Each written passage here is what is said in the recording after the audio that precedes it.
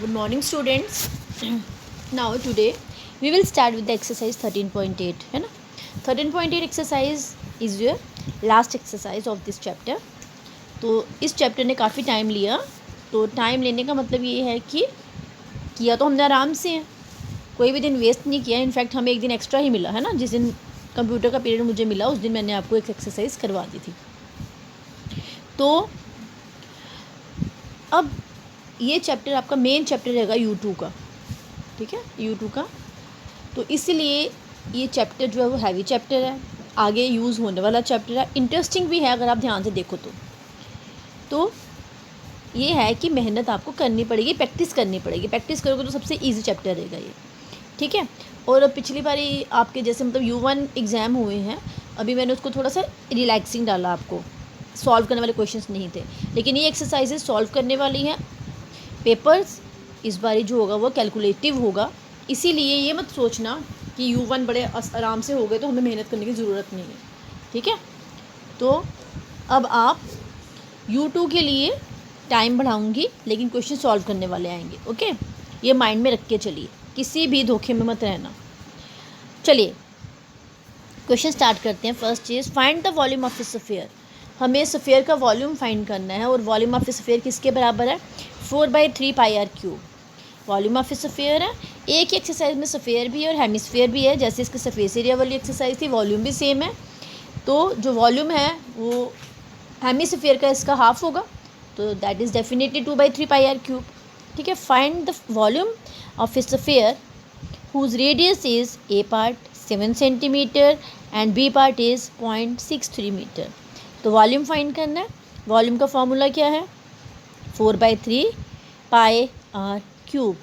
Radius दिया है centimetres है, तो सेंटीमीटर क्यूब में आंसर आ जाएगा.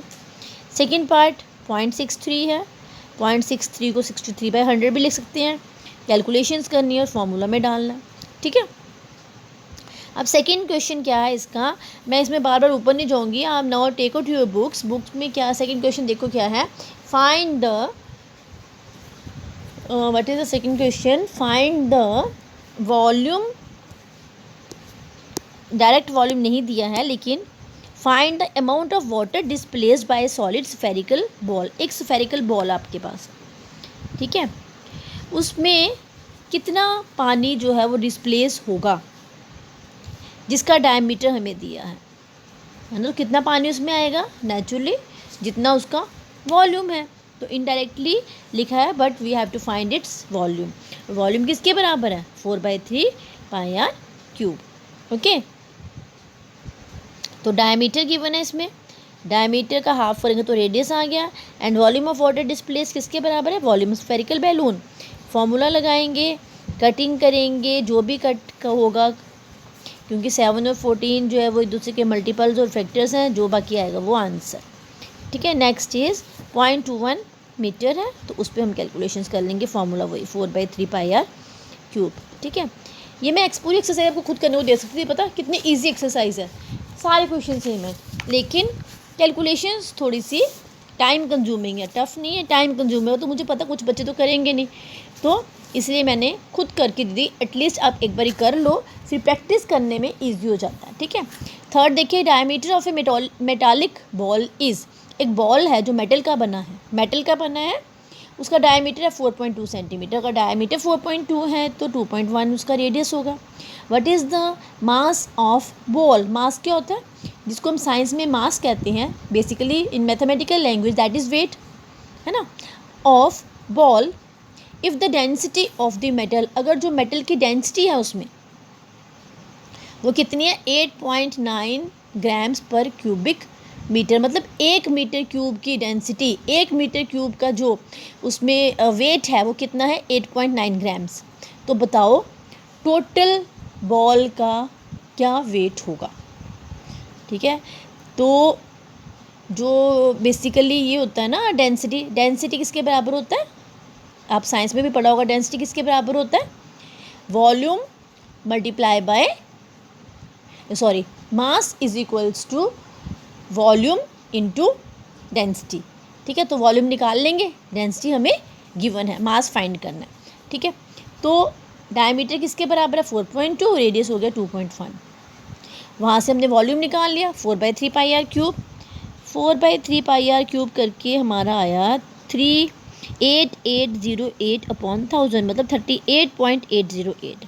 अब डेंसिटी ऑफ मेटल क्या दिया हमें 8.9 ग्राम्स पर क्यूबिक सेंटीमीटर।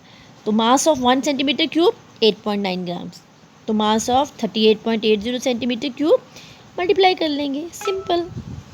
ठीक है। अब देखिए क्वेश्चन नंबर 4।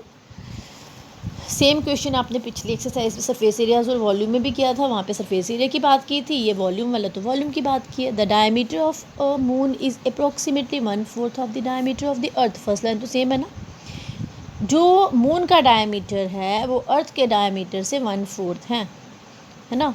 तो what fraction of the volume of the earth is the volume of the moon, मतलब वॉल्यूम ऑफ द मून जो है वो किस फ्रैक्शन है वॉल्यूम ऑफ द अर्थ से। दैट मीन्स हमें दोनों की रेशियो निकालनी है, फ्रैक्शन में निकालना है ना। तो पहले दोनों के वॉल्यूम्स निकाल लेंगे। वॉल्यूम्स क्या होंगे, सब सपोजिशन पे लेट कर लेती हूँ डायमीटर x, तो रेडियस कितना होगा x/2। सेम क्वेश्चन है इसलिए फास्ट चल रही हूँ, इतना तो हमने सेम किया ही था ना। डायमीटर ऑफ द मून क्या बन गया 1/4 ऑफ अर्थ, तो रेडियस निकल गया वहाँ से। वॉल्यूम ऑफ द अर्थ निकाल लिया 4/3πr³। वहाँ भी समझाया था पाई को चेंज करने की जरूरत, पाई को लिखने की ज़रूरत नहीं है। ठीक है, ये आपको दिखाई नहीं दे रहा। 4/24 का मतलब है 1/6, यहाँ पे 1/6 πx³ आया, ये आ गया वॉल्यूम ऑफ द अर्थ।